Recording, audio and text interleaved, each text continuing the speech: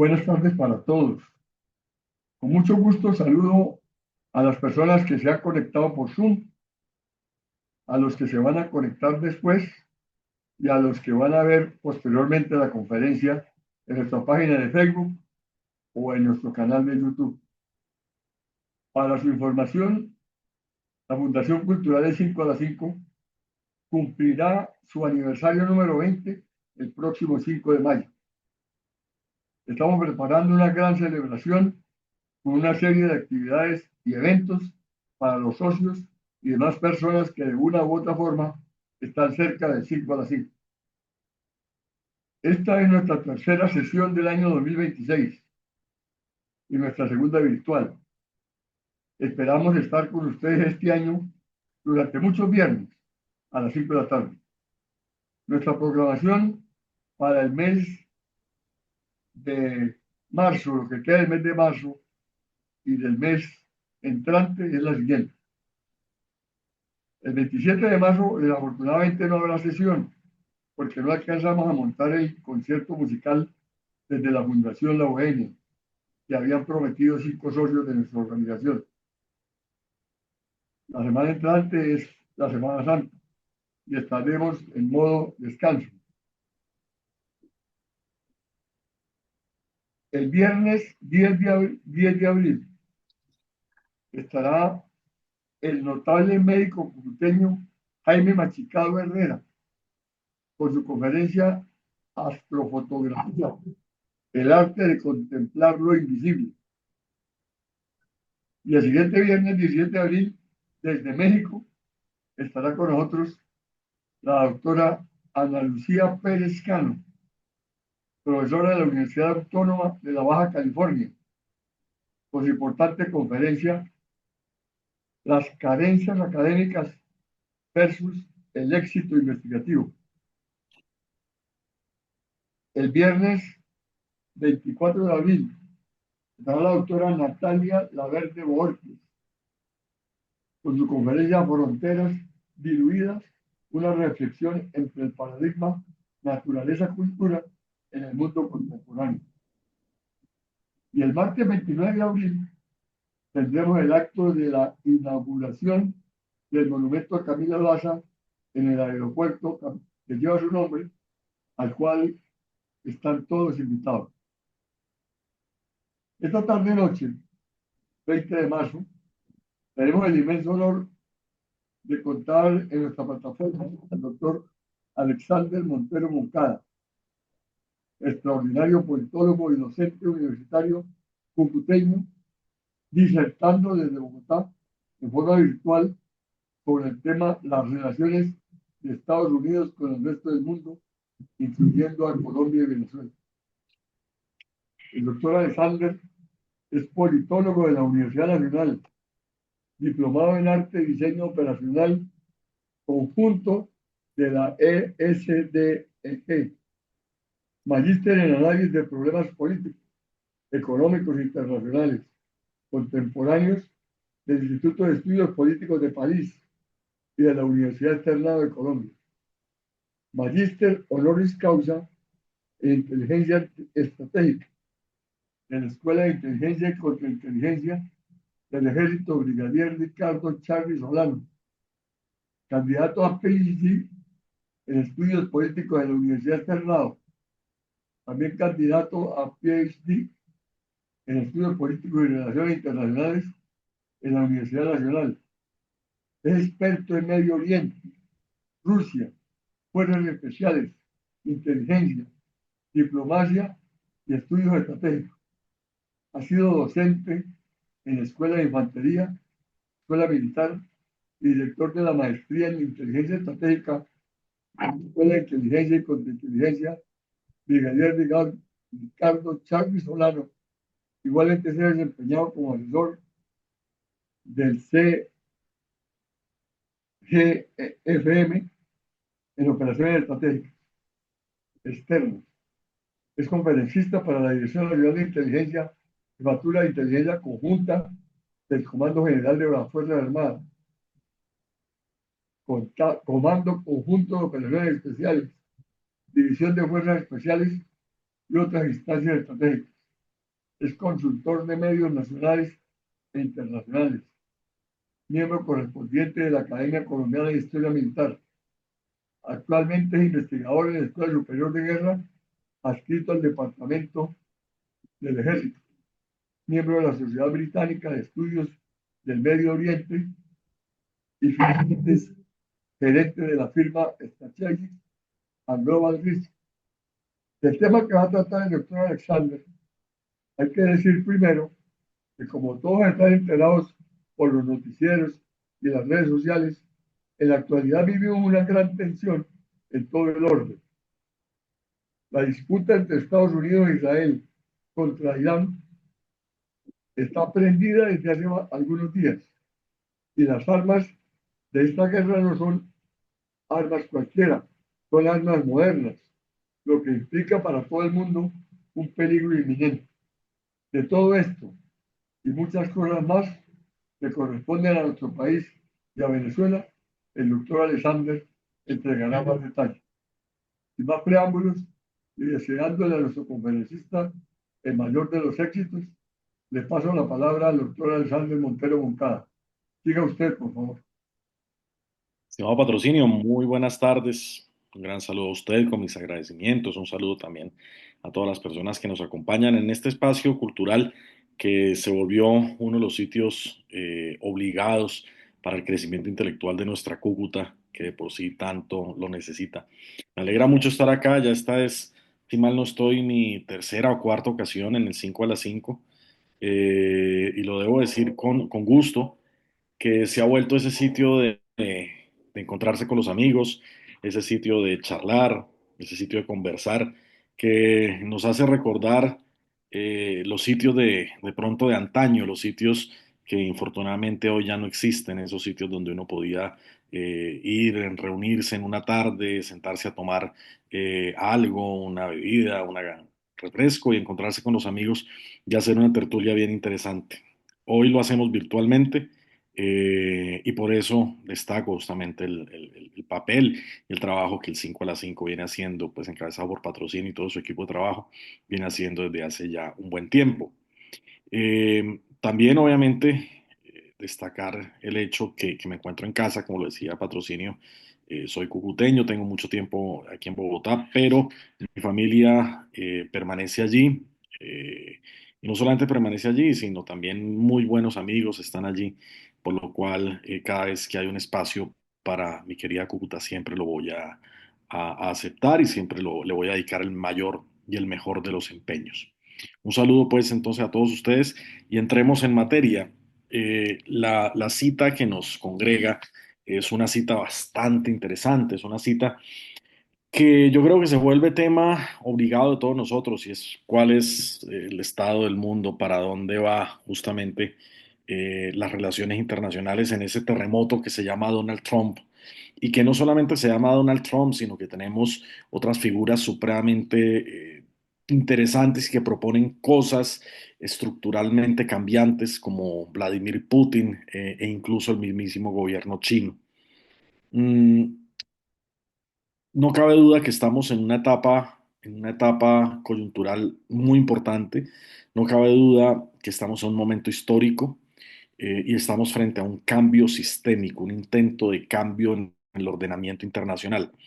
Yo siempre tomo el pelo a las generaciones más jóvenes. Yo les decía que la vida de un joven en comparación con la vida de los que tenemos más de cuarenta y tantos, casi 50 años, era o es muy aburridora porque los jóvenes no han visto nada llamativo. Yo les decía a ellos, nosotros vimos terminar la Guerra Fría, vimos caer el muro de Berlín, conocimos ese concepto de destrucción mutuamente asegurada, donde la Unión Soviética y Estados Unidos podían destruir el mundo 200, 300, 400 veces si ellos quisieran. Vimos cómo esa Guerra Fría llega a América Latina y siembra de guerrillas y de conflictos contra guerrilleros toda Sudamérica. Vimos el nacimiento del Internet, vimos una cantidad de cosas. Alguna vez en una universidad recordaba que un joven me decía que sí, pero que ellos habían visto el terrorismo de Al Qaeda y el 11 de septiembre. Yo le contraargumentaba, le decía que Al Qaeda y Osama Bin Laden y el 11 de septiembre no eran absolutamente nada en comparación con el terrorismo de los años 60 y de los años 70, del terrorismo del Chacal, casualmente que era venezolano, Carlos Silis Ramírez, este terrorista internacional muy famoso que todavía vive y está pagando cadena perpetua en Francia. Ese terrorismo, esa época era un terrorismo supremamente activo, el terrorismo que incluía grupos como ETA, por ejemplo, en el País Vasco en España o el IRA en Irlanda. Entonces, seguía yo en esa victoria discursiva frente a las generaciones más jóvenes, había logrado refutar el tema del terrorismo y lo había logrado demostrarle a este joven que aún en eso también nuestras generaciones le ganaban, hasta que aparece esa triada, ese trío de amigos, Xi Jinping, Donald Trump y Vladimir Putin, donde quieren generar un terremoto, generar un cambio sistémico y transformar el mundo. Un cambio sistémico no ocurre todos los días. ¿En qué consiste un cambio sistémico? Cuando el sistema internacional deja la organización que tiene alrededor de una o dos potencias y vuelve y baraja y vuelve y reparte todo, como repartir cartas nuevamente. Europa vivió un sistema internacional de 400 años que empieza en 1648, al fin de la guerra de los 30 años y con la paz de Westfalia. Y desde 1648 ese sistema internacional estuvo vigente hasta la Segunda Guerra Mundial. Allí vimos un sistema internacional durante 400 años.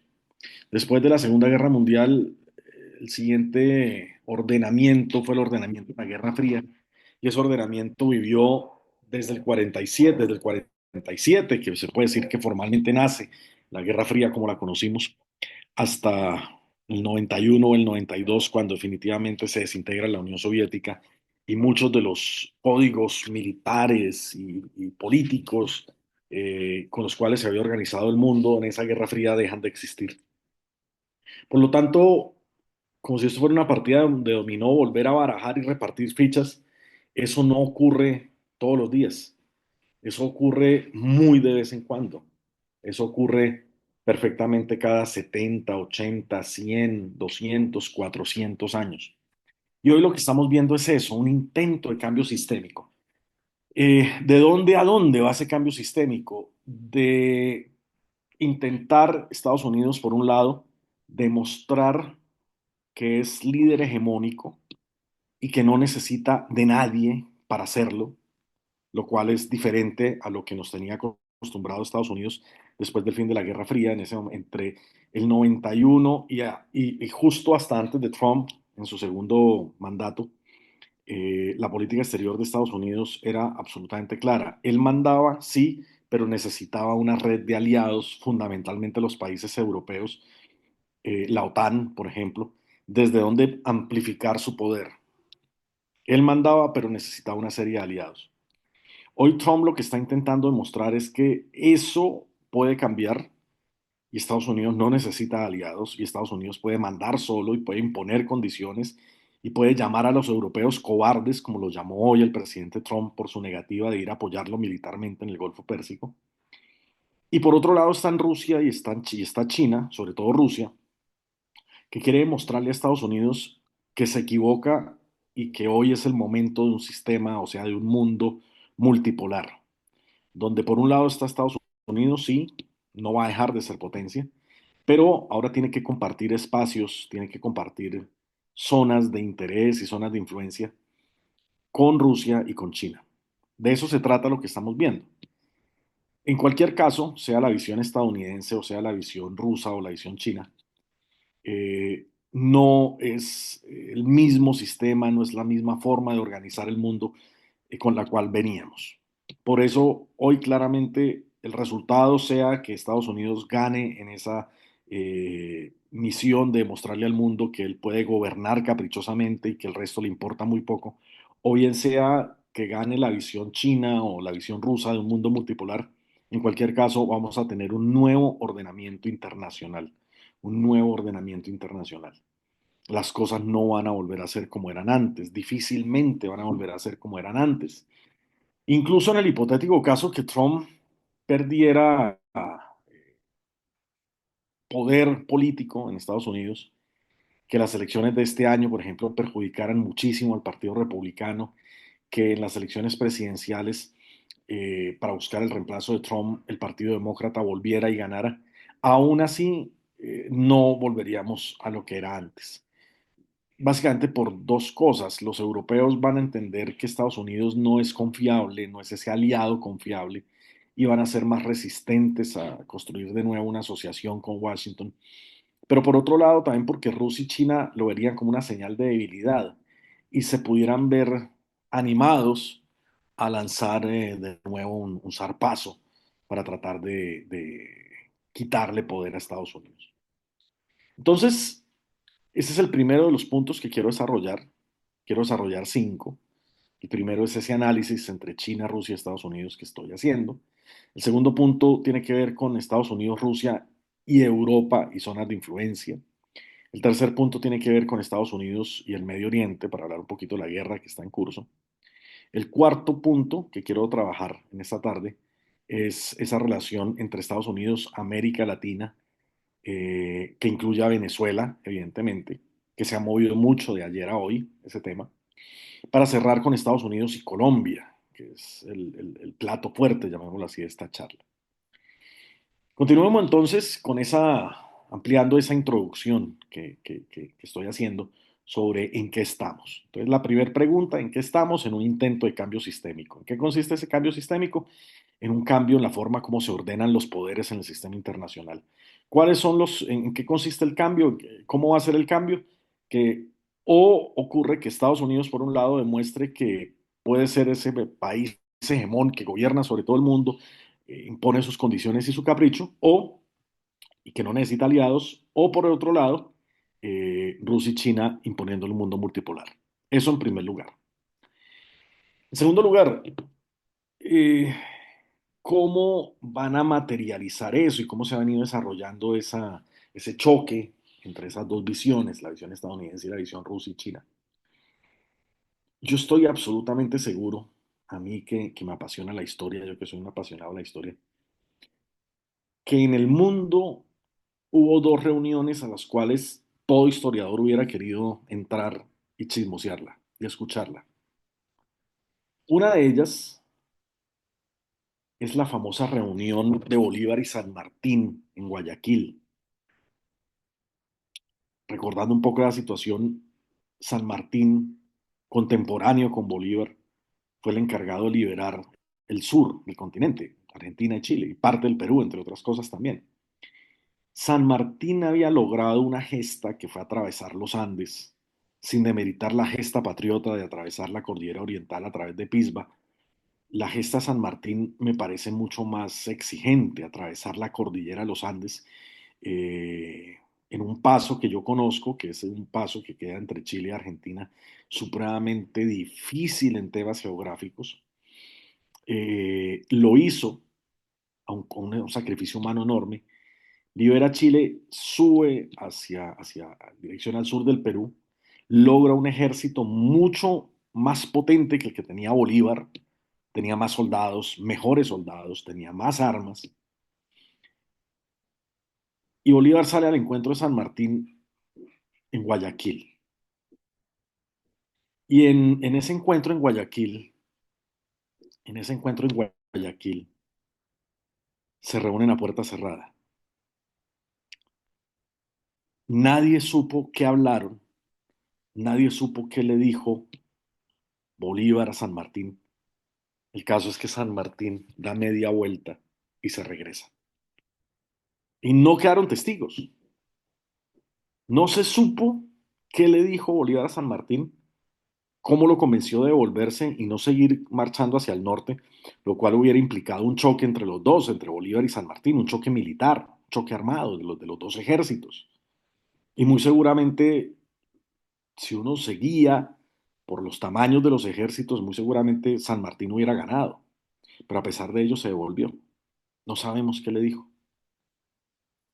Asimismo, habría que escuchar y habría que especular y sería interesantísimo qué se dijeron entre Putin y Trump en la reunión de Alaska de hace unos meses. No hubo testigos, no hay evidencias, pero lo que sí queda claro es que se reafirmaron zonas de influencia entre Rusia y Estados Unidos. Al parecer, América Latina queda absolutamente demarcada como una zona de influencia para Estados Unidos. Europa queda demarcada como una zona de influencia para Rusia. El Medio Oriente, aparentemente una zona de influencia secundaria para Estados Unidos. El Ártico, por ahora, una zona de influencia secundaria para Rusia. Y aquí, el África también, una zona de influencia rusa. Y aquí la gran pregunta es, ¿y entonces China qué? Yo tengo una hipótesis y es que de esa reunión de Alaska pareciera que fuera una especie de estrategia de alianza entre Estados Unidos y Rusia para tratar de contener a China. Porque en el reparto de zonas de influencia no aparece tan claramente la zona de influencia china. Es más, se sigue perfilando la región del Indo-Pacífico como ese gran tablero de ajedrez, ese gran tablero donde van a chocar en algún momento China y Estados Unidos. Pero no se define como tal una zona de influencia para China, como si se dibuja una zona de influencia para Rusia, que es Europa, como primera y de mayor interés zona de influencia. Lo que estamos viendo claramente es eso, es eso. Europa hoy se presenta en muchos análisis internacionales como el gran enfermo del mundo, como un continente que ya no tiene el peso político que tenía antes, como un continente donde militarmente ya no cuenta, donde económicamente ya no cuenta, cuentan otros más importantes, incluso los mismos árabes, y donde Estados Unidos no tiene mayor interés en mantener esa alianza tan estrecha que había construido desde la Segunda Guerra Mundial. No es gratis lo que ha venido pasando. El reclamo de Trump por Groenlandia, recordemos que Groenlandia es una isla que le pertenece a Dinamarca, y reclamar Groenlandia, incluso amenazar militarmente a Groenlandia, era amenazar militarmente a un país europeo. Yo tengo amigos daneses y ellos me decían que nunca en la vida se imaginaron que Dinamarca iba a estar en amenaza de guerra y que la amenaza de guerra no venía de Rusia, sino que la amenaza de guerra venía desde Estados Unidos. Fue muy diciente que Estados Unidos, que Trump en esta administración, hubiera querido, casi, hubiera amenazado en varias ocasiones con desarmar la OTAN, en parte por el tema presupuestal, amenazar a los europeos con entregárselos a los rusos si los europeos no cumplían sus caprichos comerciales, sancionar a los europeos con las tasas arancelarias más altas casi que de todo el resto del mundo. Los europeos con Trump la están pasando fatal, fatal. Tanto así que incluso el presidente Macron, presidente francés, eh, ha salido al paso mostrándose como un líder europeo alternativo a la dirección estadounidense en las relaciones transatlánticas. Entonces, el episodio más reciente, por ejemplo, de ese desprecio estadounidense por Europa, viene con la guerra con Irán. Trump le pide a los europeos que envíen tropa para ayudarle a abrir el estrecho de Hormuz. Recordemos que en medio de la guerra, Irán ha bloqueado el estrecho de Hormuz. El estrecho de Hormuz es la salida que tiene el Golfo Pérsico al mar, al mar abierto. Es una franja navegable muy estrecha, no supera los 20 kilómetros. eh, y por allí pasa todo el petróleo del Medio Oriente, sale en dirección al resto del mundo. Hoy Irán lo tiene bloqueado, lo tiene cerrado.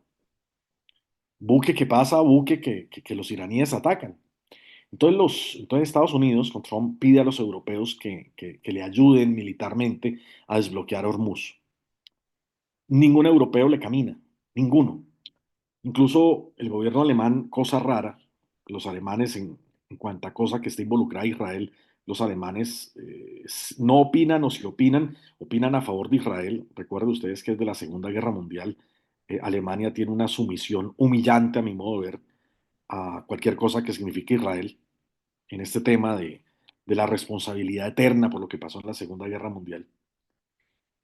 Pero en esta ocasión el gobierno alemán se pronunció y dijo que ellos no iban a enviar tropa porque de entrada esto no era una guerra europea, esto era una guerra que habían iniciado por capricho Estados Unidos e Israel, que tampoco era una guerra de la OTAN, era una guerra de Estados Unidos, no de la OTAN. Es más, ningún país OTAN había sido agredido, que al contrario, la guerra la había iniciado Estados Unidos. Lo mismo dijo Francia, lo mismo, bueno, Francia se preocupó porque tiene tropa desplegada previamente en el Medio Oriente, pero no hizo mayor esfuerzo por enviar buques de guerra, ¿verdad? Envió un portaaviones, pero tardíamente y lo envió a otro lado. Entonces Trump amenaza a los europeos y les dice, si la OTAN no me apoya, muy malas noticias vendrán para la OTAN. Pues claro, esto es una amenaza directa para la OTAN. Haciendo apuestas con algunos colegas, apuestas entre comillas, anticipación estratégica, suena más interesante. Haciendo anticipación estratégica con algunos amigos, yo les decía que muy seguramente esas malas noticias tienen que ver con que después que termine la guerra en Irán, Estados Unidos va a retirarse de la OTAN. Trump lo va a retirar, estoy muy convencido que hay una altísima probabilidad que eso ocurra después que se cierre la guerra o este episodio de la guerra en el Medio Oriente. ¿Y qué pasaría con una Europa sin OTAN? ¿Qué pasaría con una Europa peleada con Estados Unidos? Hoy en la prensa, hoy en su red social, en Truth Social, Trump fue mucho más allá. Dijo que los gobiernos europeos eran unos cobardes, así los llamó. Eso con la diplomacia no combina para nada. Que usted le diga cobarde a algún gobierno europeo aliado suyo. Entonces, ¿qué puede pasar con una Europa sin Estados Unidos y sin la OTAN? Muy sencillo, que ese espacio lo va a ocupar Rusia. Y lo va a ocupar Rusia de dos maneras. La primera, por lo económico, ¿sí? Por lo económico. La guerra en Ucrania es una guerra que supera ya los 4 años. Es una guerra que cuando empezó, cuando Putin la empezó en el 2022, no pretendía Putin que fuera una guerra larga. Él pensó que podía resolver el tema de Ucrania muy rápido. Fracasa en esto y fracasa estrepitosamente el planeamiento militar que hizo, aunque creo que estuvo bien fundamentado al inicio, en su desarrollo se desarrolló muy torpemente, fracasa, no logra tomar Kiev, que era el objetivo principal, pero de ahí en adelante Rusia reorganiza su enfoque militar en la guerra y propone una guerra ya no de maniobra y veloz, sino ahora propone una guerra de desgaste, de desgaste. Mientras más pase el tiempo, mejor para Rusia. ¿Por qué razón? Porque es que los rusos entendieron que militarmente hay una cosa que se llama centro de gravedad. Centro de gravedad es el centro de poder del enemigo, es esa cosa que si yo quito, todo lo del enemigo se cae. Eso se llama centro de gravedad en términos militares. Rusia entendió, Putin entendió que el centro de gravedad de Ucrania no era Kiev, que el centro de gravedad de Ucrania era el apoyo internacional. Sin apoyo internacional, Rusia devora a Ucrania en cuestión de minutos. Es esa asistencia internacional, ese dinero que le llega desde afuera, esas armas que le llegan desde afuera, esa cooperación en inteligencia que le llega desde afuera, la que sostiene a flote a Ucrania. Y si esa guerra se alarga y se alarga y se alarga y se alarga, pues obviamente eso va a ser un barril sin fondo donde los aliados de Ucrania van a gastar y gastar y gastar y gastar hasta que decidan retirarse, digan ya el bolsillo no me da más y me retiro. Y entre otras cosas, hablando de la guerra de Irán, adelantándome un poquito al otro punto, eh, hoy con la guerra de Irán, la disparada de precios del petróleo va a ayudar a que los aliados de Ucrania desistan de seguirla apoyando. porque es que el mundo se va a poner muy caro. Con esta guerra en el Medio Oriente, el mundo se va a poner muy caro. España, por ejemplo, hoy tomó una decisión de choque económica y fue mandar a congelar precios de alquileres, por ejemplo.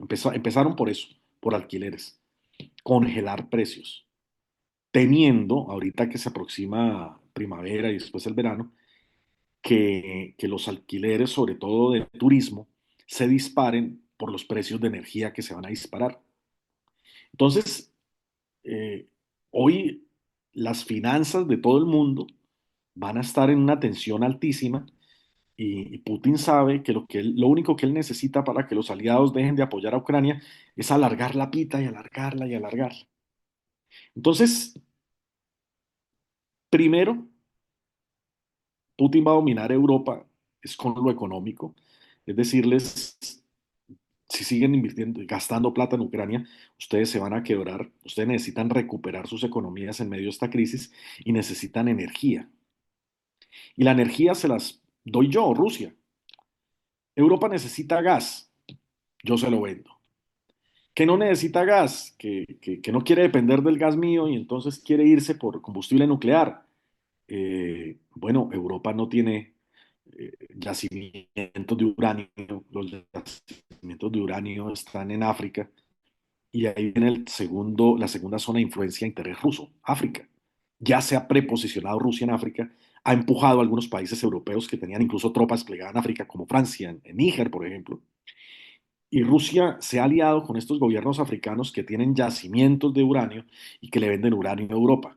Entonces, Rusia le dice a Europa, yo le vendo el gas, pero si no quiere depender de mí con el gas y quiere hacer energía nuclear, listo, no importa, vaya y busque combustible nuclear y consiga a alguien que se lo venda que no sea yo y no va a encontrar a nadie. Entonces, igual Europa vuelve a Rusia ahora por el tema nuclear. ¿Y qué quiere ahora carbón? No le importa, Rusia también le vende carbón para termoeléctricas. Entonces, podemos decirlo muy coloquialmente, Rusia tiene a Europa del cuello y la puede apretar a su antojo con el tema económico y con el tema energético.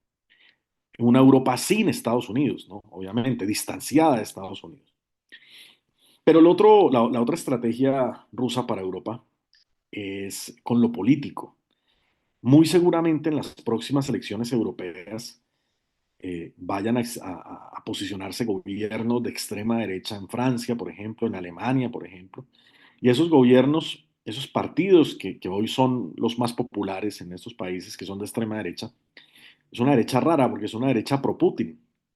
Entonces, Rusia también se está asegurando que no solamente hay una dependencia europea con la economía, sino que hay una dependencia europea con gobiernos prorrusos. Y todo eso lo está permitiendo Estados Unidos. ¿Y por qué lo está permitiendo Estados Unidos? Porque muy seguramente en esta reunión de Alaska, como les digo, de una manera tácita, de una manera explícita o de una manera implícita, definieron zonas de influencia. Estados Unidos le dijo a Rusia, quédese con Europa. Obviamente, con lo ágil y lo veloz, lo sagaz que es Trump para los negocios, se la cedería a un precio exorbitante. Obviamente, Trump no le va a entregar gratis Europa a Rusia, le va a decir, bueno, ¿cuánto hay por eso, no? Eh, y le cobraría con Venezuela, le cobraría con Siria, le cobraría con Irán, y bien lo vale, diría Putin. Europa vale Venezuela y vale Siria y vale Irán, juntos, claramente, claramente. Aunque con lo de Irán ahí hay varios bemoles, pero por ahora metamos a Siria y Venezuela. Sí, claro, Europa vale perfectamente Siria y Venezuela. Entonces, aquí es donde uno no puede cometer un error y era asumir que la retirada rusa de Siria o la falta de apoyo ruso a Maduro fue una derrota de Rusia. No, para nada, para nada. Es que perfectamente es el costo que le pidió Putin, el precio que le pidió Putin, el que le pidió Trump, perdón, a Putin por entregarle Europa, por cederle el espacio en Europa. Y acá entra a terciar el otro factor, que es la guerra en el Medio Oriente. Aquí, sin embargo, hay una pequeña rueda suelta que se llama Israel. ¿Por qué razón? Trump y su asesor de inteligencia que renunció en estos días, el director de contraterrorismo en Estados Unidos, que pertenece, es una de las agencias que pertenece al conjunto de agencias de inteligencia, hizo una renuncia con una carta que generó un revuelo en Estados Unidos. Él dijo, no había la menor evidencia que Irán estuviera preparándose para atacar a Estados Unidos. Yo, como director de esta agencia encargada de evitar atentados terroristas, puedo dar fe que no había la menor evidencia de lo que está diciendo el presidente Trump, que era que Irán estaba a punto de atacar a Estados Unidos. Entonces, si no es por el terrorismo, si no es por un ataque que Irán iría a hacer a Estados Unidos, ¿cómo se justifica la guerra que estamos viendo? Se justifica a través de dos vías, se puede entender a través de dos vías. Por un lado, por lo económico, nuevamente, hoy el mundo es un gran espacio de confrontación de visiones empresariales. Eso sí, es una consecuencia de tener un presidente del perfil de Trump, que es un empresario neto, un tiburón empresarial. Por un lado lo económico, pero por otro lado los compromisos políticos de Estados Unidos con Israel. Empecemos por lo económico. El varillazo, por ponerlo en términos coloquiales, de nuevo va para China. ¿Por qué razón? China es el gran temor de Estados Unidos, ni siquiera Rusia. China es el gran temor de Estados Unidos. Y no es para menos, no es para menos. China toma un impulso en el mundo globalizado, en el mundo que estamos viviendo, supremamente fuerte. Esta globalización no se la inventó China, pero sí está hecha económicamente hablando a la medida de China. Nadie fabrica más barato que lo que fabrica China. Nadie, nadie. Y China lo aprieta a usted de diferentes vías. China normalmente lo puede apretar a usted o con comercio, o sea, nadie le va a vender a China más de lo que China le vende a usted. Eso genera balanzas comerciales negativas de tipo estructural. O con deuda, o sea, China le presta al que sea con la expectativa incluso que no le pague, porque así China puede cobrar en especie. Eh, o con inversión, y entonces China invierte en los sectores estratégicos más importantes de cada país, y usualmente son los mismos: infraestructura, transporte, minería y comunicaciones. Bueno, y tierras. Entonces, y si no es con una de esas tres, inversión, comercio, deuda, es con migración, es con migración. Pero China, de que lo agarra, lo agarra. Y con Estados Unidos le estaba funcionando a China la presión, sobre todo porque la balanza comercial, o sea, lo que se compran y se venden mutuamente Estados Unidos y China, era una balanza comercial tremendamente desfavorable a Estados Unidos, tremendamente desfavorable. Entonces, evidentemente aquí el coco para Washington ni siquiera es Pekín, ni siquiera es Moscú, perdón. El coco para Washington es China. Y entonces, ¿por qué la guerra con Irán es un varillazo para China? Porque China necesita hoy muchísimo, muchísimo petróleo para sostener el esfuerzo de producción que necesita sostener. Y dentro de ese petróleo, si usted suma el petróleo que le daba Venezuela con el petróleo que le da actualmente Irán, estamos hablando del 25% del petróleo que consume China. Ahora, Venezuela no es que vaya a dejar de venderle petróleo a China, le va a seguir vendiendo, pero ya no con las condiciones que le ponía Venezuela autónomamente. Le va a seguir vendiendo con las condiciones que Estados Unidos le diga a Venezuela que le ponga a China y al precio que Estados Unidos le diga a Venezuela que le ponga a China. Entonces ya no va a ser ese petróleo barato y ese petróleo fácil de conseguir. Lo mismo en Irán. Entre Venezuela e Irán, repito, sumaban o representaban casi el 25% de lo que China consume. El otro 20% se lo da Rusia a China. Y el resto, el 55%, como el 10 o el 15% solamente es chino, y el resto son pequeños proveedores del Golfo Pérsico que también quedarían supeditados a lo que Estados Unidos les obligue a hacer con China. Entonces, ¿quién sería el único llamado a reemplazar a Venezuela y a Irán como proveedores chinos? Pues eso es claro, Rusia. Y Rusia pasaría de ser el abastecedor del 20% a ser el abastecedor del 45% del petróleo que usa China, que necesita China. Entonces, Con eso, Rusia puede controlar a China. Rusia puede decir, bueno, nadie le vende a China lo que China nos mete a nosotros. O sea, lo que China nos vende a nosotros es mucho más de lo que alguien puede vender a China. Nadie va a conquistar el mercado chino. El mundo está endeudado con China, eso es cierto. China se ha adueñado de las principales infraestructuras en el mundo, eso es cierto. Pero yo tengo controlado a China porque sin el petróleo mío, todo el músculo productivo chino se va a parar. Entonces, de cierta manera es una forma, y por eso no es descabellado plantear que hay una especie de alianza o de acuerdo, por no decir alianza, una especie de acuerdo entre Washington y Moscú. Puede haber, no es nada irracional, eh, que implique darle a Rusia, darle a Estados Unidos zonas de influencia, definir esas zonas de influencia y también establecer una especie de estrategia, gran estrategia bilateral para tratar de controlar a China entre Rusia y Estados Unidos. Y en esa lógica de la guerra aparece Israel, que es de pronto la rueda suelta. Israel quiere redibujar un Medio Oriente y para eso está en un esfuerzo desde el 2023. ¿Redibujarlo de qué manera? Quitarse de encima a todos los enemigos, quitarse de encima al régimen sirio, ya lo hizo. Prácticamente destruir o descabezar a Hezbollah. Bueno, destruido no lo ha logrado, pero sí logró descabezar a Hezbollah. Eh, Destruyó la idea de un Estado palestino. Hoy la posibilidad de un Estado palestino es, aunque exista dentro de una figura del derecho internacional, en la práctica la colonización israelí acabó la posibilidad de un Estado palestino. Y entre otras cosas, nadie llamó a cuentas a Israel por eso. O sea, Israel siempre dice, es que están amenazando mi existencia. Hoy fue al revés. Israel amenazó la existencia de alguien más y lo logró, que es de los palestinos. Entonces, en esa lógica de redibujar el Medio Oriente y quitarse encima a todos los enemigos, el enemigo que le quedaba a Israel era Irán. Por esa razón, Israel se mueve a la guerra y mueve con él, mueve a Estados Unidos. Eso le puede generar a Estados Unidos un problema importante ahorita en la guerra, porque cada vez son más las voces críticas que dicen estamos peleando una guerra que no es nuestra, estamos peleándole una guerra a Israel, estamos haciéndoles el favor a Israel.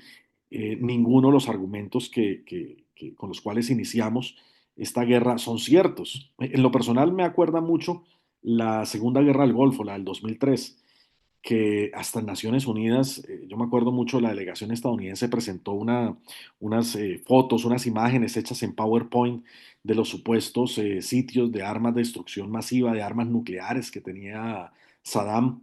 Y hoy es 2026 y todavía seguimos buscando las armas nucleares de Saddam. Eso era un montaje, eso nunca aparecieron. Más o menos vamos por lo mismo ahorita con Irán, pero el problema no es ese, el problema es que eso se le puede revertir electoralmente al Partido Republicano. A propósito, entre otras cosas, hablando del Medio Oriente y de los turcos, entre comillas, en Colombia, alejándome un poquito de la charla por 30 segundos, debo transmitir mi sentido pésame a la familia de un gran amigo, del señor Fauzi Brahim, de nuestro querido Polo Brahim. Me enteré que falleció en estos días, realmente a su familia, a sus amigos, mi condolencia desde acá. Pero cerrando este paréntesis de nuestros queridísimos turcos cucuteños, eh, hoy Estados Unidos, sin embargo, quiere, y por qué, de cierta manera, ¿por qué apoyó también Trump a Israel? Porque en la medida en que hayan regímenes pro-occidentales, Estados Unidos también va a poder apoyarse mejor en el Medio Oriente. Recordemos que el Irán antes de la revolución iraní era un Irán pro-Estados Unidos. Y para Estados Unidos sería maravilloso tener un tercer aliado en la región. Ya tiene un aliado que es Israel, tiene otro aliado fuerte que es Arabia Saudita. Bienvenido, diría Washington, un tercer aliado fuerte que sería Irán. Entonces, con eso Estados Unidos regresa al Medio Oriente y tiene una segunda zona de influencia, llamémoslo así, asegurada para Washington. ¿Por qué digo segunda? Porque la primera, y aquí voy al cuarto punto de los cinco que quiero desarrollar, la primera zona de influencia de Estados Unidos es América Latina. La segunda sería el Medio Oriente. Posiblemente la tercera sea el Indo-Pacífico. Pero por ahora, así como Rusia tiene a Europa y tiene al África, Estados Unidos tiene a América Latina y tiene al Medio Oriente. Y América Latina, ¿cómo juega aquí? Rusia, antes de Trump, eh, tenía muchas operaciones en América Latina, estaba operando fuertemente en América Latina. ¿Por qué razón? Porque Rusia quería ser el poder dominante en América Latina. No. Rusia lo que quería con eso era sembrarle algo que uno llama dilema estratégico, sembrarle dilemas estratégicos a Washington, tratando como de taponar los huecos que Rusia le estaba abriendo en América Latina. ¿Esos huecos tenían que ver con ideología? No. Y esto es un craso horror. Uno piensa que, sobre todo las personas que, como les digo, estamos en el segundo quinquenio de los 40 y de ahí para arriba, muchos pensamos que Rusia todavía es comunista. Yo tengo muchos amigos militares de la época de la Guerra Fría, coroneles y generales que hoy son octogenarios, nonagenarios, y uno les dice Moscú y les empieza un tic en un ojo porque les recuerda ese Moscú de la época soviética y que eran comunistas todos. Hoy Moscú no es comunista, hoy Putin no es de izquierda en lo absoluto, al contrario, es un régimen de derecha, claramente de derecha. Su ideólogo principal, que se llama Alexander Dugin, es tocayo mío, es uno de los ideólogos de derecha más claros de toda Europa. Entonces, la cercanía, por ejemplo, de Rusia con Venezuela no tenía nada que ver con el socialismo del siglo XXI. La cercanía de Rusia con Nicaragua no tiene nada que ver con las perversiones ideológicas que tenga el presidente nicaragüense o el dictador nicaragüense. De hecho, tan es así que cuando la guerra entre Rusia y Ucrania arranca, el primer presidente que visita a Putin en Moscú, a nivel mundial incluso, fue Bolsonaro. Y Bolsonaro claramente no es de izquierda, Bolsonaro es de derecha. Y entonces uno dice, bueno, uno se sorprendía y uno decía, bueno, y luego Putin no era que era de izquierda, no, Putin no es de izquierda. Entonces viene la pregunta, ¿y por qué se relacionaba con Venezuela y por qué se relaciona con Nicaragua y por qué se relaciona con Cuba todavía? Por sembrarle dilemas estratégicos a Estados Unidos. Nada más es por eso, por fastidiarlo, por obligarlo a que mirara a América Latina y le dejara el camino libre en Europa. Por eso es. Y si la tiene que abandonar, pues la abandona, porque Europa vale más que América Latina en las expectativas de Putin. Entonces, hoy Trump tiene un gran interés, y lo dijo abiertamente, en revivir algo que doctrinariamente Estados Unidos llama la doctrina Monroe. La doctrina Monroe es esa famosa frase de América para los americanos, pero los americanos no somos todos, no nos podemos alegrar. Los americanos, bajo la perspectiva de la doctrina Monroe, son ellos, no nosotros.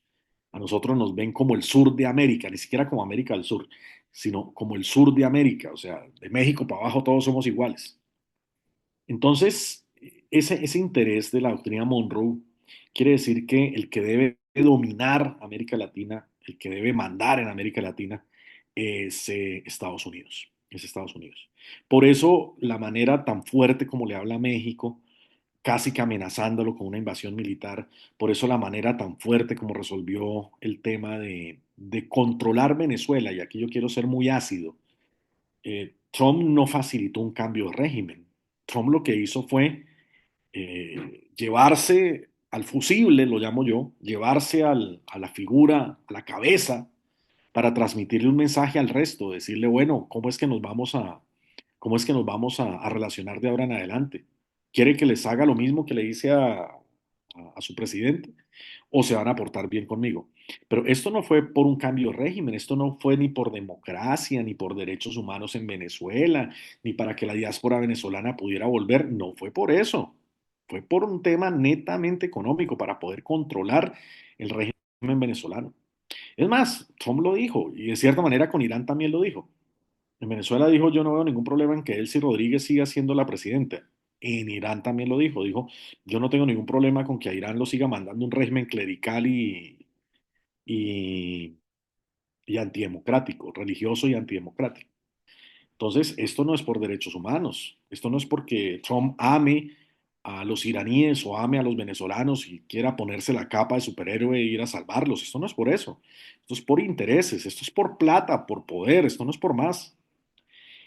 Y entonces hace lo que hace, lo que ya todos conocemos, que pasó con Maduro, y sigue imponiendo las condiciones en Venezuela.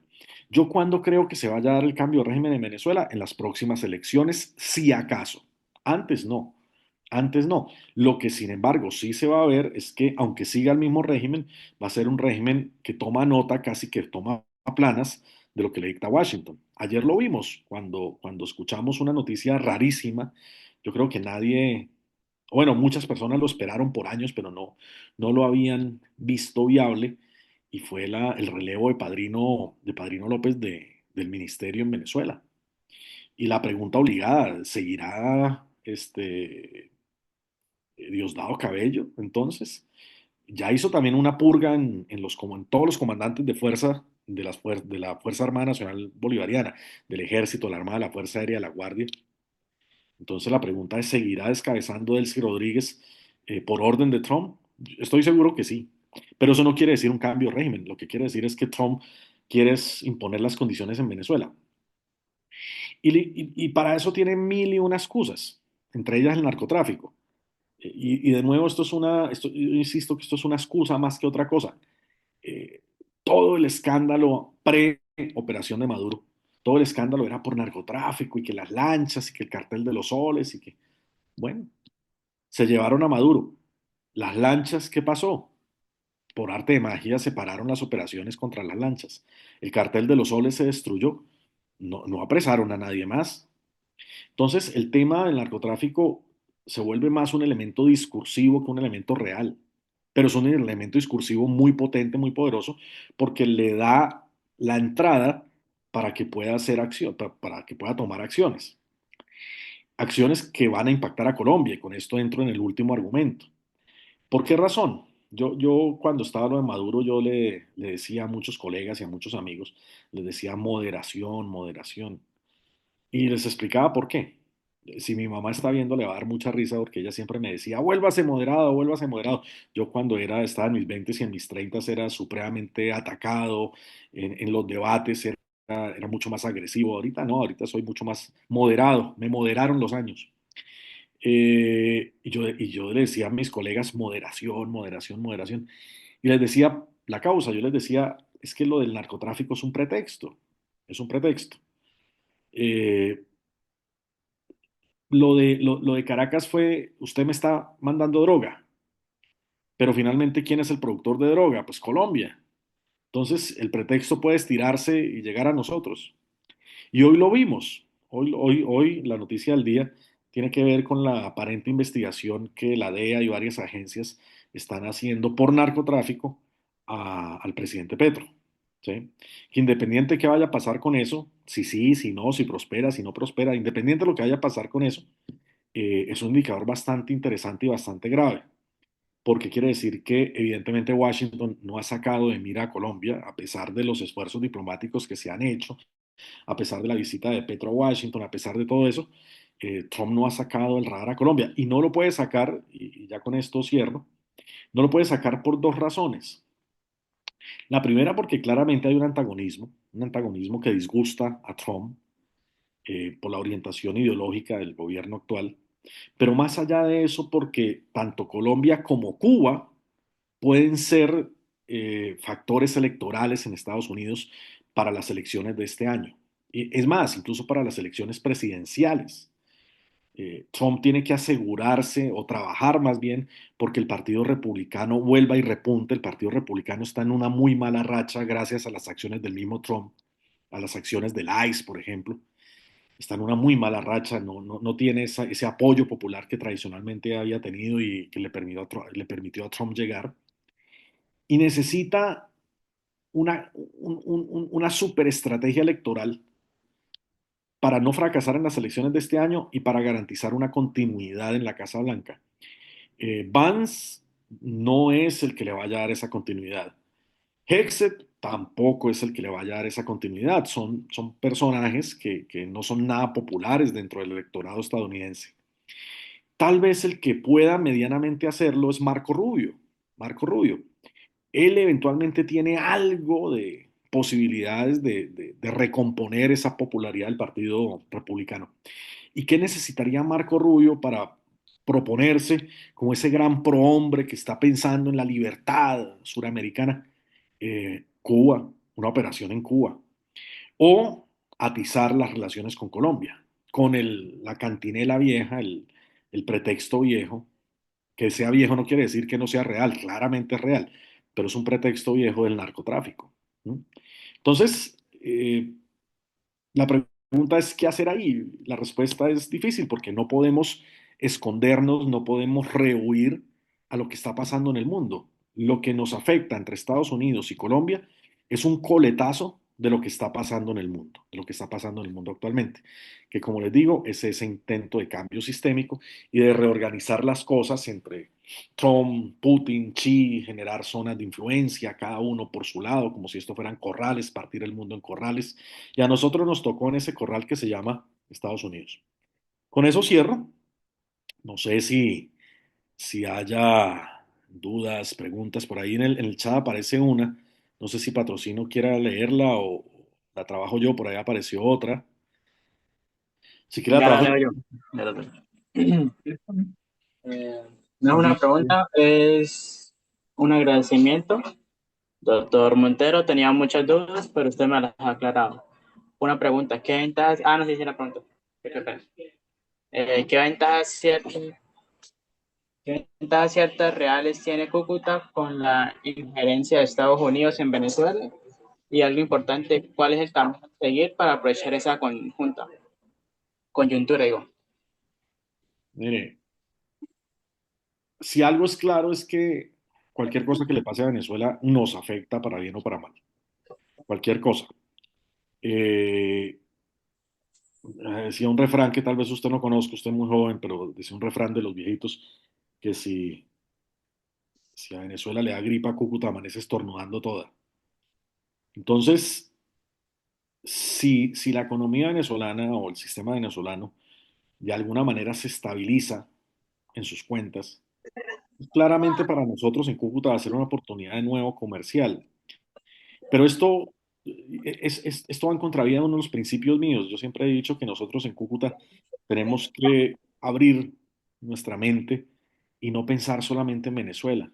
Uno siempre, a nivel comercial en Cúcuta, uno vive es pensando en cómo venderle a Venezuela, Venezuela, Venezuela, Venezuela, y si Venezuela deja de existir pasado mañana le cae un asteroide, pues nos fregamos todos en Cúcuta porque nunca pensamos en ningún otro país. El mundo nuestro, y aquí yo soy muy ácido con todos mis paisanos, digo, el mundo nuestro se redujo a Venezuela toda la vida. Entonces, sí puede haber una gran oportunidad en la medida en que económicamente el sistema venezolano se estabilice. Ahorita le entró, de enero a hoy, le han entrado a Venezuela más de 2.500 casi 3.000 millones de dólares, producto de varios negocios, solo con Estados Unidos. Que obviamente eso va a tardar mucho tiempo porque el sistema económico estaba tan desbarajustado que eso no se arregla de la noche a la mañana. Pero sí, en la medida en que el sistema venezolano se asiente otra vez, pues nos van a dar oportunidades económicas. Pero eso no quita lo que estoy diciendo, que por favor miremos que hay un mundo más allá. El mundo no se acaba en Venezuela. Miremos mercados en otro lado, miremos mercados en otros países latinoamericanos, miremos mercados, ¿por qué no incluso en África? Miremos mercados en Europa, miremos mercados en Medio Oriente. Eso es un tema sustancial que tenemos que ver nosotros. Voy a Eh, preguntar, compañero. Dice, muchas gracias por esta conferencia de concepto interesante y por consiguiente debatido. Me permito preguntar sobre la entrevista a Bolívar San Martín. Cuando no hace mucho se exploró la carta del general J. Gabriel Pérez, secretario de Bolívar, me parece que se dirigió bastante lo acordado entre los dos libertadores. Entre los análisis estaba que las tropas de San Martín eran bastante menos fuertes que las de Bolívar, lo cual es, lo cual es algo contrario a lo expresado por usted. ¿Podría solicitarle algún comentario al respecto? En segundo lugar, ¿algún comentario sobre el apoyo que Irán puede tener entre los otros países eh, del Estrecho y del Medio Oriente que pertenecen a una orientación religiosa sunita y tienen con él una fuerte controversia religiosa? mm, Dos grandes preguntas. La primera, eh, hay de pronto un consenso, y eso sí es claro, que más que una debilidad, lo que tenía San Martín era una vulnerabilidad. Y la vulnerabilidad era evidente y era que estaba mucho más lejos que Bolívar de sus líneas de abastecimiento. ¿Sí? Bolívar o el ejército bolivariano estaba mucho más cerca, de los sitios de generación de poder, de refuerzos, de municiones, incluso de atención sanitaria, mientras que el ejército, obviamente, de San Martín estaba mucho más lejos de su punto de partida, de sus puntos de origen. Eso sí es cierto que le generaba una vulnerabilidad sustancial a a las fuerzas de San Martín. Pero sin decir que las tropas de Bolívar fueran de pobre calidad, eh, o fueran dos o tres gatos, pero tradicionalmente se ha manifestado, se ha expresado que el ejército de San Martín, al menos en número, podía llegar a ser superior al de Bolívar. Lo que sí es cierto, insisto, es que una guerra no se hace sin abastecimientos, una guerra no se hace sin sostenimiento militar. De hecho, en doctrina militar hay una mención que se le hace a la logística del sostenimiento, y es que la logística del sostenimiento le dicta a usted algo que se llama alcance operacional, o sea, hasta dónde puede llegar usted, incluso geográficamente hablando. En resumen, si usted tiene combustible para 100 kilómetros, usted no va a poder avanzar 200, usted avanza 100. A eso se refiere al alcance operacional. Y en eso sí, San Martín era mucho más precario, obviamente. Las condiciones del ejército de San Martín eran mucho más precarias. Además que tenía otros bemoles, por ejemplo, un tema de conflictividad política de ahí hacia atrás. Argentina se había partido ya en varias tendencias. Bueno, no era el mundo perfecto para San Martín tampoco. Y posiblemente seguir avanzando, lo que le hubiera podido implicar sería problemas mucho más graves en su casa. Ahora, en relación con Irán, ahí comparto la posición de varios analistas que sugieren que Irán está en una pequeña encrucijada, pero que no la resolvió bien. Tenía la oportunidad Irán de haber movilizado a todo el mundo musulmán y además en pleno Ramadán hay que recordar que estamos terminando ese mes del Ramadán, que es un mes de ayuno para los musulmanes, eh, y hubiera podido utilizar lo que quiso utilizar Saddam incluso, plantear esto como una guerra entre Estados Unidos e Israel versus el mundo musulmán. Tenía un tema que resolver y era que Irán es chiita y el resto del mundo musulmán, al menos del Medio Oriente, es sunita. Irán es persa, los otros son árabes. Y tenía que resolver eso para poderlos unir en torno o en contra de, más bien, Israel y Estados Unidos. Pero rompe eso disparándole a los vecinos árabes, ¿sí? Rompe eso disparándole a los vecinos árabes. Ahora los vecinos árabes, con menos razón, van a intentar ayudar a Irán. No lo van a ayudar por, uno, ser persa, no ser árabe; dos, por ser chiita, no ser sunita; y tres, porque les está disparando. Ahora, Irán ha intentado ser muy moderado también en eso y les ha dicho, yo no los veo como enemigos, yo lo que pasa es que le estoy disparando a las instalaciones estadounidenses, militares estadounidenses en sus países, o a los intereses de Estados Unidos en sus países, pero cada vez más se diluye eso. Por ejemplo, ayer, a la voz que Israel atacó el principal pozo gasífero del mundo, que comparten Irán con Qatar, Israel atacó el lado iraní, se llama South Pars. Irán atacó lo mismo, pero del lado catarí. Eso no es una instalación militar estadounidense, claramente no.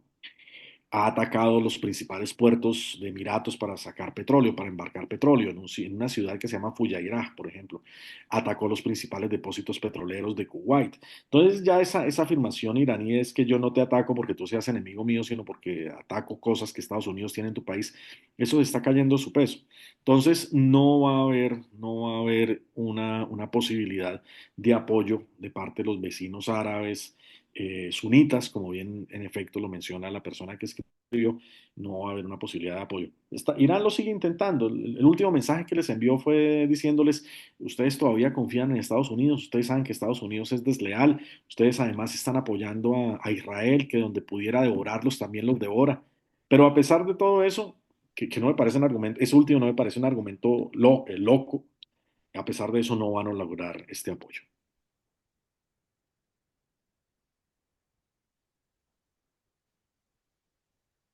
Eh, También dice por acá, magnífica conferencia. Me gustaría saber su opinión sobre cuál sería la estrategia en la polarización en Colombia. Esta pregunta es más fácil de responder de lo que uno piensa. ¿Sabe cómo se resuelve la polarización? con, eh, con formación política y sobre todo conocimiento de ideologías políticas. Lo más curioso es que en Colombia hay una polarización supuestamente por ideologías, pero si usted trabajara realmente qué es la izquierda y qué es la derecha, usted se va a dar cuenta que la polarización es por posiciones personales, ni siquiera por ideologías, porque lo que se está debatiendo ni siquiera son ideologías, ni siquiera, ni siquiera. Entonces, con una adecuada formación, una adecuada formación en teoría política, se pudiera resolver ese tema de la polarización. De Leonardo Rafael, buenas noches. ¿Cuál puede ser la respuesta de China si se caracteriza por estrategias de largo plazo y su estrategia para hacer asfixiar económicamente a Estados Unidos? Esa es otra gran pregunta y totalmente cierta. La estrategia de China siempre es a largo plazo. Los chinos piensan siempre cuando menos a 50, 70, 80 años adelante. Y en eso se diferencian muchísimo de nosotros, muchísimo. Mm, Ahora, en la parte económica hay un pequeño campo de batalla que es lo tecnológico, lo tecnológico. Y aquí Venezuela juega un papel importantísimo, más del que uno piensa. Resulta que la tecnología estadounidense. Bueno, Trump dice, tenemos que sacudirnos de la dependencia tecnológica china, tenemos que fabricar cosas de alta tecnología en Estados Unidos. Sale más caro, pero eventualmente puede ser posible. ¿Qué se necesitaría, sin embargo, que todavía no lo puede hacer Estados Unidos? Necesitaría tener una capacidad superior de fabricación de microchips. Por ahora no lo tiene y en el corto ni mediano plazo lo va a hacer, por lo que tendría que depender cada vez más de los microchips que se fabrican sobre todo en Taiwán y en la India. El problema de esos microchips, sobre todo los taiwaneses, es que necesitan insumos, tierras raras, materias primas, en este caso tierras raras, eh, que son suministradas por China. Entonces uno dice, pero ¿cómo? O sea, chips taiwaneses, pero hechos con materias primas chinas. Y la respuesta es sí, claro. Y entonces uno dice, bueno, ¿y no era que se odiaban China con Taiwán? En esta parte no, en esta parte relativamente hay un pequeño diálogo económico muy fluido. ¿Cómo sería una manera de resolver la dependencia taiwanesa de las tierras raras chinas y en consecuencia que Estados Unidos pudiera garantizar un proveedor de tierras raras para Taiwán y fabricar chips ahora sin tener que depender de China? Ahí entra Venezuela. Porque Venezuela, Venezuela, además de petróleo, todos lo sabemos, además de petróleo, tiene oro, es el cuarto dueño de reservas de oro en el mundo, pero además del oro, tiene muchísimas minerales y muchísimas tierras raras en la faja del Orinoco. O sea, no tiene tanto como China. China de lejos es el país que más tierras raras tiene en todo el mundo, de lejos. Pero Venezuela, junto con otros proveedores que tiene Estados Unidos, pudieran ser un buen plan B, un buen plan B. Entonces, ese sería un posible intento de sacudirse. Ahora, que China lo vaya a permitir, no lo creo tampoco, y no creo que lo haga al menos tan fácil. Y muy seguramente la presión con los chips y la presión con las tierras raras y la presión con este factor tecnológico va a seguir siendo una especie de manera en la cual China quiera apretar a Estados Unidos, decirle, usted quiere fabricar todos los F-35 que quiera, fabríquelos, que no le sirven de nada si no tienen los chips que para hacerlos necesitan insumos míos, necesitan tierras raras mías. Este tema tecnológico es fuertísimo y hay otra cosa que pasa desapercibida y es la guerra cognitiva. Esto parece que fuera una cosa súper elaborada, casi que un guión de una película de ciencia ficción, y no es tal. La guerra cognitiva, ¿qué es? En una sociedad tan hiperconectada como la que estamos, los países, sobre todo los países fuertes, están desarrollando desde hace ya rato estrategias para que se posicionen los mensajes que ellos les interese posicionar. ¿Eh? Un ejemplo tonto, ahorita con la guerra en Irán, hay un componente altísimo de guerra cognitiva. Lean ustedes los tweets de Trump y son tweets grandilocuentes, dicen la mejor, acabamos de hacer la mejor operación en la historia de toda la guerra, el bombardeo más perfecto, tenemos los mejores soldados en toda la historia de los ejércitos. Y usted dice, no, pues ya los gringos ganaron. No, ¿cuál no han ganado nada? Es más, un general iraní hace 2 días hizo una frase muy chistosa. Dijo, Estados Unidos está ganando la guerra en la mente de Trump y en WhatsApp. pero en el campo de batalla no están lejos de ganarla, dijo el general iraní. Eso, a eso me refiero con operación de información y guerra cognitiva. Y los chinos eh, son muy hábiles en eso también. Muy, muy hábiles y en tema de inteligencia artificial. Muy, muy, muy hábiles. Y esa es otra de las apuestas que tiene China para competir con Estados Unidos en este momento. Ese tema de inteligencia artificial y ese tema de guerra cognitiva y construcción de mensajes.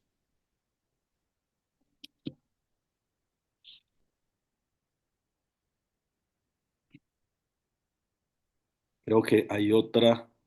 De hecho, el mismo patrocinio dice, ¿cómo ve usted el futuro del gobierno venezolano frente a la supervisión de Estados Unidos? No le toca comprar rodilleras. Delcy Rodríguez anda con rodilleras.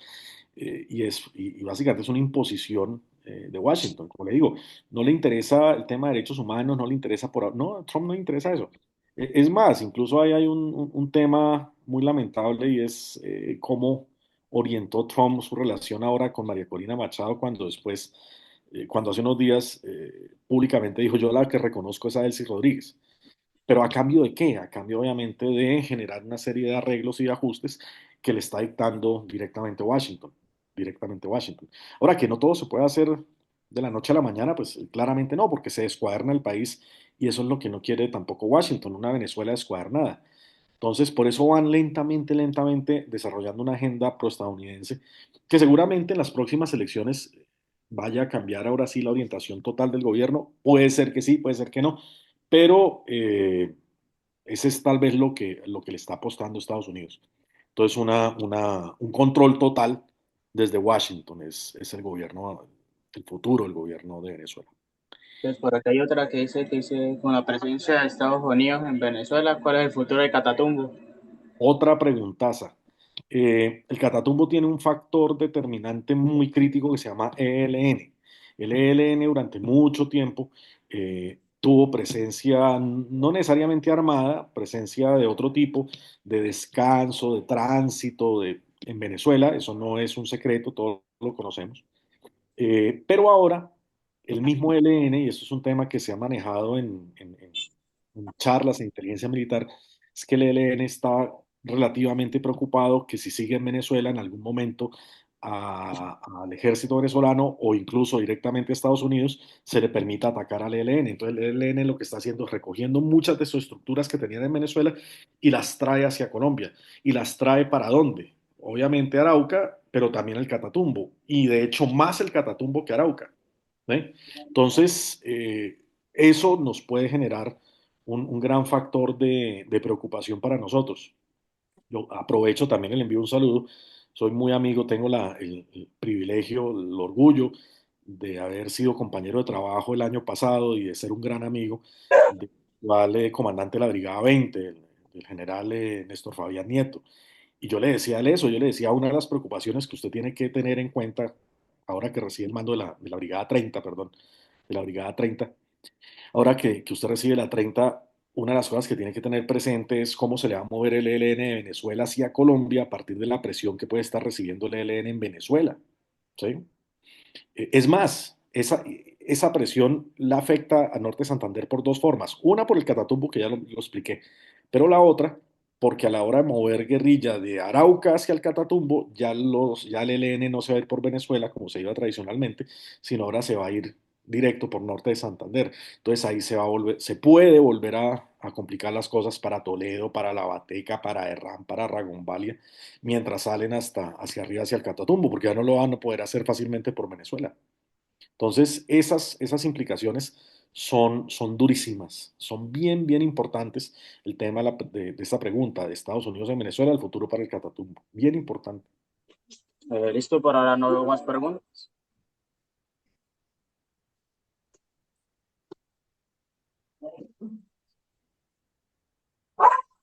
Creo que no hay más preguntas, no veo más. Bueno, apreciado doctor Alexander, la verdad, yo creo que todo el mundo comparte que su conferencia fue extraordinaria.